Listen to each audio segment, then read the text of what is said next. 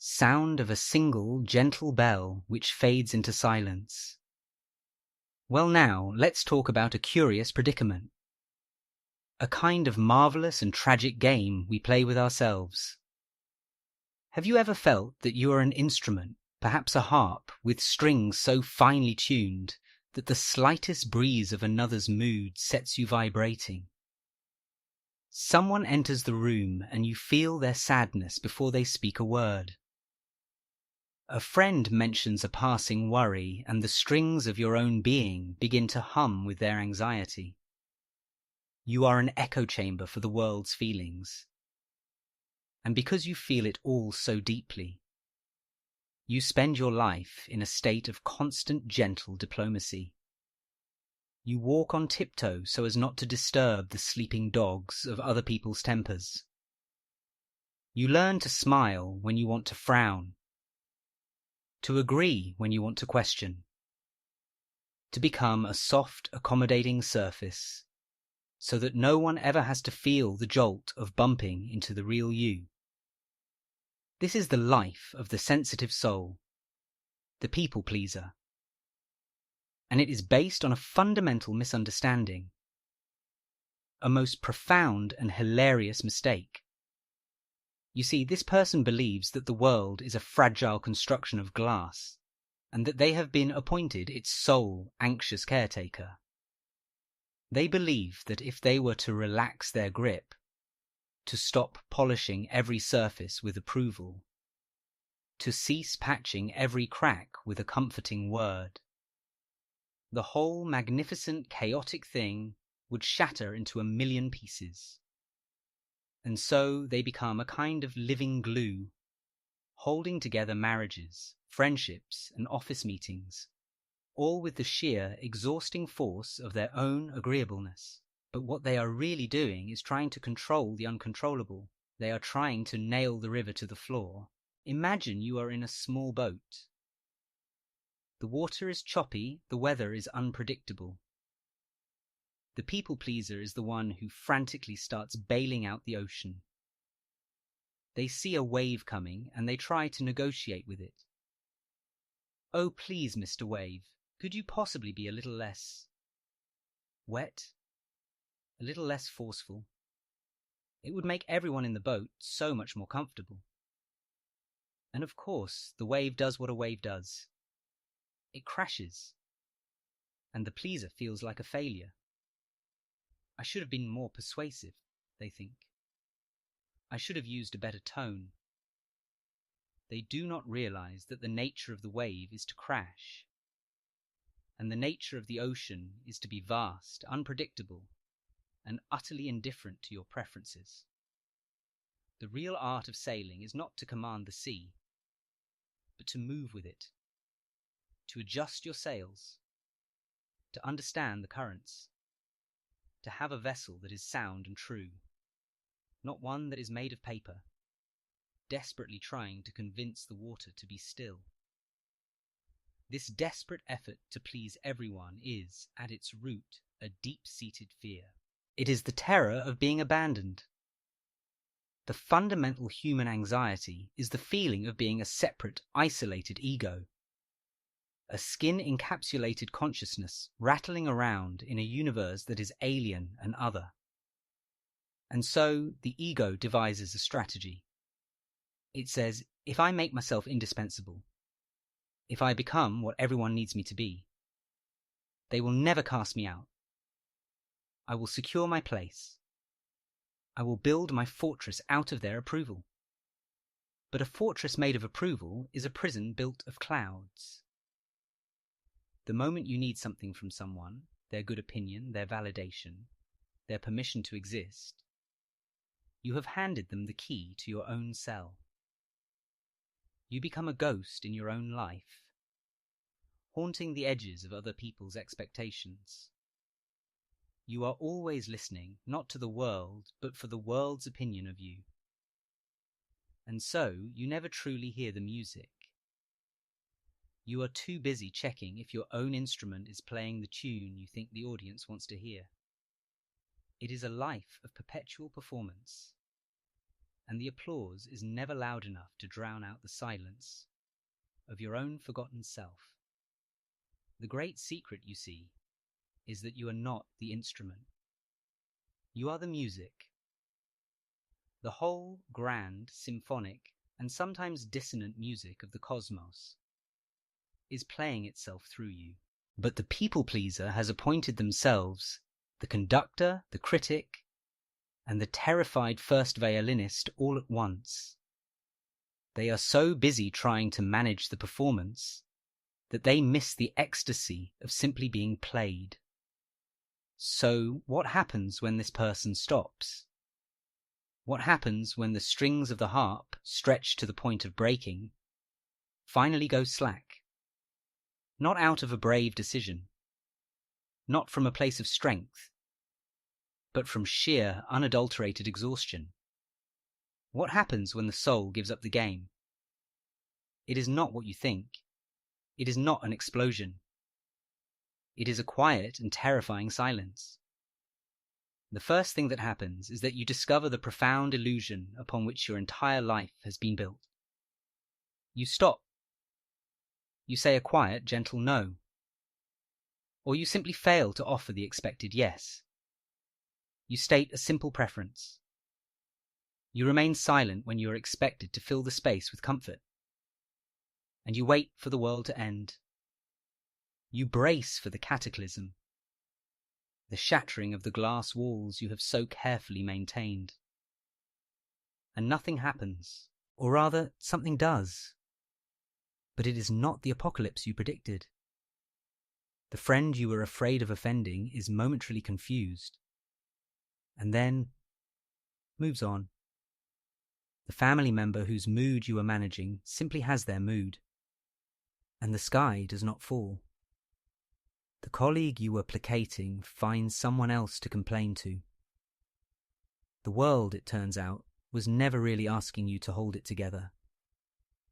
It was your own vanity, your own magnificent ego, that believed it had such an important job.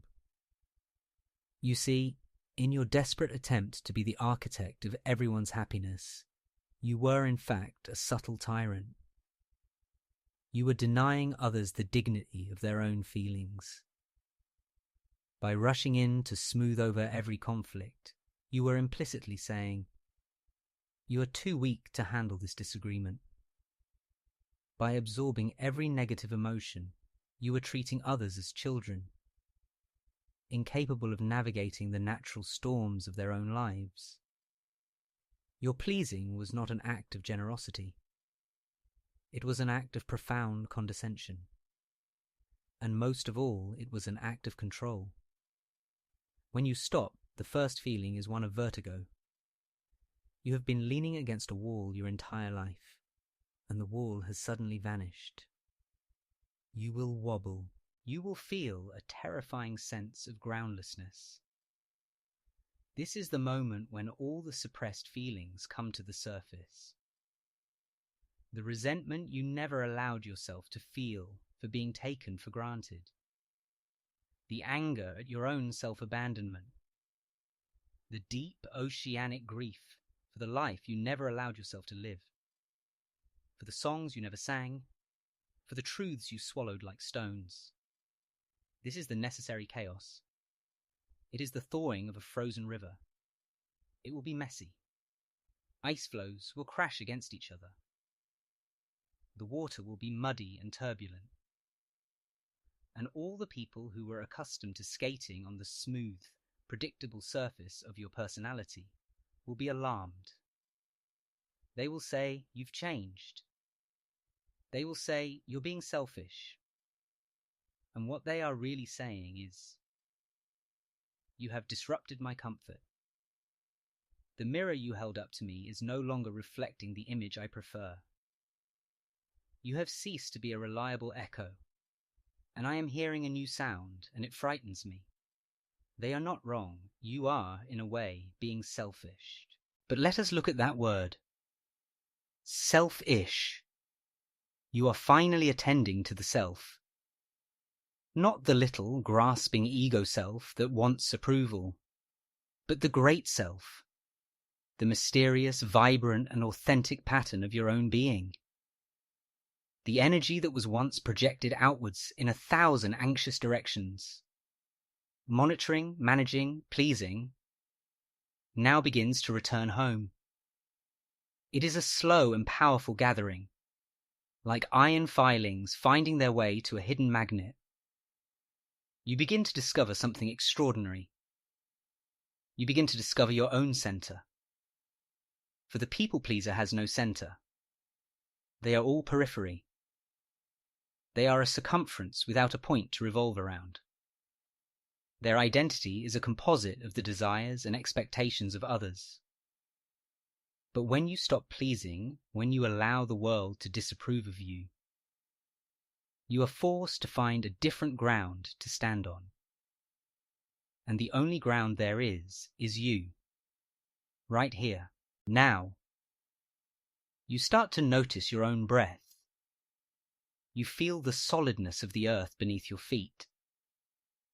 You hear your own thoughts, not as problems to be solved, or sentiments to be censored, but simply as weather patterns passing through the sky of your awareness. You are no longer trying to be a good person. What a tedious ambition. Instead, you are becoming a real person. And a real person is not always good. A real person is whole. They contain thunderstorms and clear skies, rocky mountains and gentle valleys. This is where the real work begins. Because it is one thing to stop pleasing out of exhaustion. It is another to learn to live in this new open space with grace. The temptation will be to swing to the opposite extreme. The person who was once all soft and gooey becomes hard and prickly. They build new walls, not of approval, but of angry defiance. I will never let anyone take advantage of me again, they declare. This is just the same game, played with a different costume. It is still a reaction to the other. It is still a form of bondage. The prisoner who hates his jailer is no more free than the one who loves him. Both are defined by the prison. The true liberation is to find the point of balance, where you are neither gooey nor prickly. Or rather, where you can be both. You develop a kind of intelligent skin. A boundary that is not a wall, but a permeable membrane. You can feel the world's emotions, but you no longer drown in them. You can recognize another's need without feeling an automatic compulsion to meet it. You learn the profound art of saying no with a heart full of love. A loving no is infinitely more compassionate than a resentful yes. Think of a great tree. It does not bend to the will of every creature that comes to rest on its branches. Its reality, its rootedness, is what provides the shelter. It has a solid trunk. It stands in its own space. Yet its leaves dance with the slightest wind. It is both firm and flexible. It can be a home for the birds, a shade for the traveller. But it does not cease to be a tree in order to please them. It does not apologize for its size, for the space it takes up, for the way its roots disrupt the smooth path. Its very existence is its gift. So it is with the soul that has stopped pleasing. Its gift is no longer its compliance, but its presence, its authenticity. When you are with such a person, you feel a sense of relief. You know you do not have to perform. You do not have to be careful, because they are not being careful with themselves. They are simply being, and in their presence, you are granted the permission to simply be as well. This is the deepest form of generosity. You start to realize that what you thought was love was often just a transaction. I will be who you want me to be, if you will give me the security of your affection. A bargain. But real love is not a bargain. It is a spontaneous radiation. It is the light that shines from a source that is lit from within.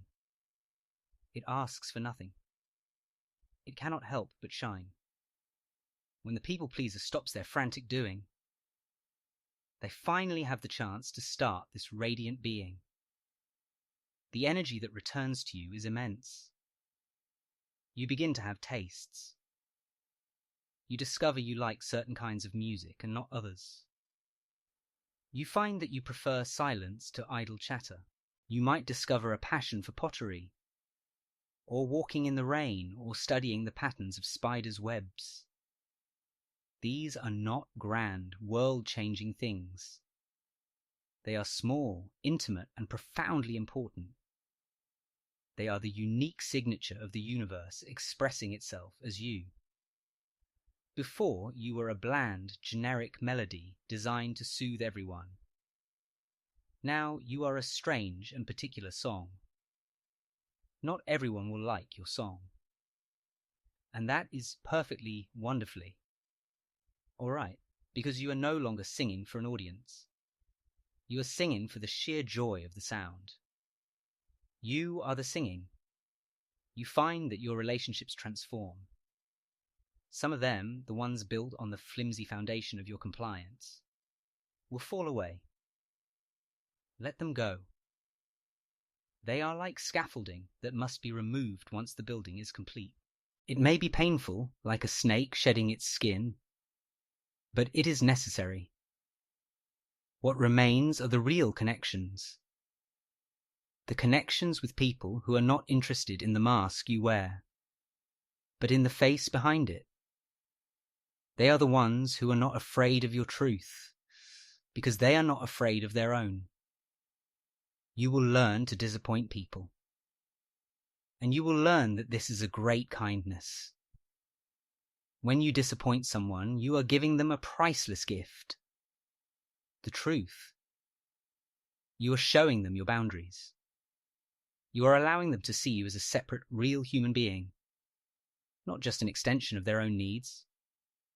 And in doing so, you invite them to be real too. Of course, they may not accept the gift. They may rage and protest. They may call you a monster. But you must understand that their reaction is their own dance. It is their weather. You can watch it with compassion. But you are no longer responsible for providing the umbrella. This process is a slow awakening. You begin to trust a deeper intelligence within you. Not the clever, calculating intelligence of the ego, which is always scheming and strategizing, but the vast, intuitive wisdom of the organism. Your body knows when it is tired. It knows what food it needs. It knows when it wants to move and when it wants to be still. The pleaser lives entirely in their head, in a world of shoulds and oughts. But when you stop, you begin to drop down into the magnificent reality of your senses. The world becomes vibrant. You taste the water you drink. You feel the texture of the cloth on your skin.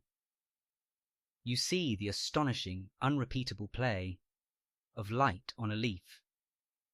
You are so busy managing the imaginary world of social obligation that you miss the real one, which was here all along, waiting patiently for you to arrive. And then comes the most wonderful realization of all, the cosmic joke. You see, the separate self you were so desperately trying to protect and fortify with the approval of others doesn't really exist. It was a phantom, a neurological hiccup, a persistent but ultimately illusory sense of being an isolated I.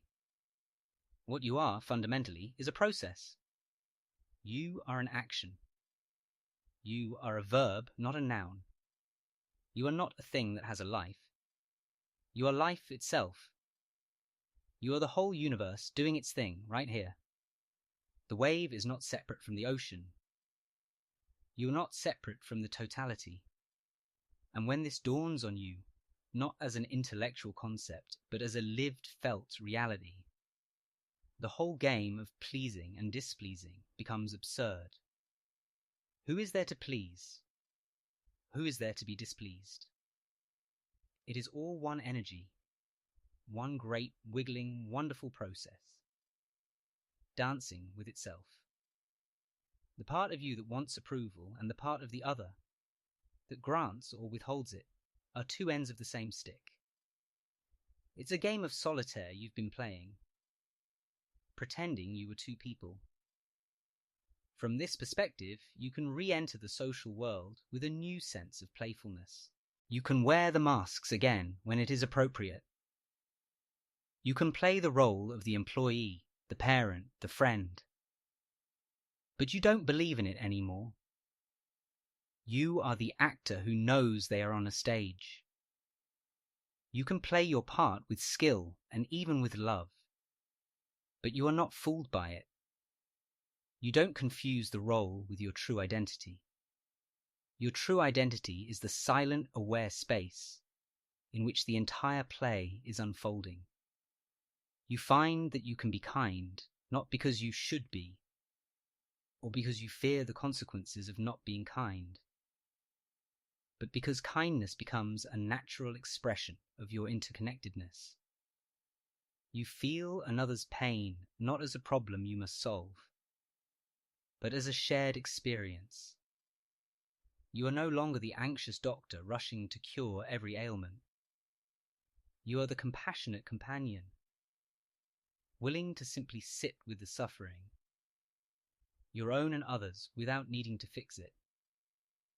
This is true empathy, not the frantic absorption of the pleaser, but the spacious, loving awareness of the sage. So what happens when a sensitive soul stops pleasing everyone? They don't become a monster. They don't become a hermit. They become a human being. They become a river that has finally found its own course. It may flow gently through meadows or crash wildly through canyons. It is not trying to be a good river. It is simply being a river.